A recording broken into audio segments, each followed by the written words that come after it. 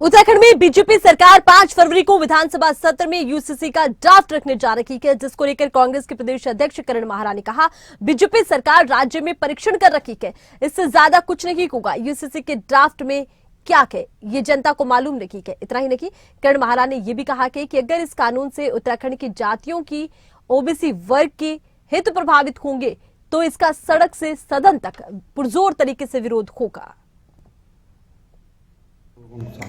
देखिए, जब तक हम उसका ड्राफ्ट नहीं पढ़ते तब तक इन चीज़ों को कोई बहस करके कोई बेनिफिट है नहीं। और वैसे भी ये यूनियन सब्जेक्ट है, ये राज्य का सब्जेक्ट नहीं है। मान लीजिए इनने कर भी दिया लागू, तो बगल में हरियाणा, हिमाचल, दिल्ली, उत्तर प्रदेश कहीं लागू नहीं होना, तो ऐसे यूसीसी का क्या फ़ायदा। और मुझे लगता है कि केंद्र सरकार ने बीजेपी की उत्तराखंड को गिनी पिग मान लिया है। जैसे दवा बनाने वाली कंपनी गिनी पिग्स में अपने टेस्ट करती हैं, ये सारे टेस्ट जो है उत्तराखंड में कर रहे हैं। कांग्रेस की केवल एक ही चिंता है कि जो ये लागू करने वाले हैं उसका मसौदा अभी तक किसी के पास नहीं, ना तो पत्रकारों के पास है, ना बुद्धिजीवियों के पास है, ना क्या कहते हैं पत्रकारों के अलावा विधायकों के पास है।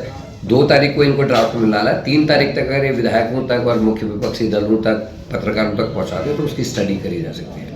कांग्रेस की केवल एक ही चिंता है कि जो संविधान में प्रदत्त हमारे अधिकार हैं, एसटी के, एससी के, ओबीसी के, आदिवासियों के, हमारे जो ट्राइबल के लोग हैं, उनको कितना फ़र्क इस यूसीसी के आने से पड़ रहा है। अगर वो सार्थक होगा, उनके बेनिफिट के लिए होगा, तो हम खुश होंगे। और अगर किसी के अधिकारों में अतिक्रमण होगा, किसी को इससे नुकसान होगा, राष्ट्र को अगर इससे कोई नुकसान होने वाली संभावना होगी, तो कांग्रेस निश्चित ही बढ़ चढ़ कर इसका विरोध करेगी।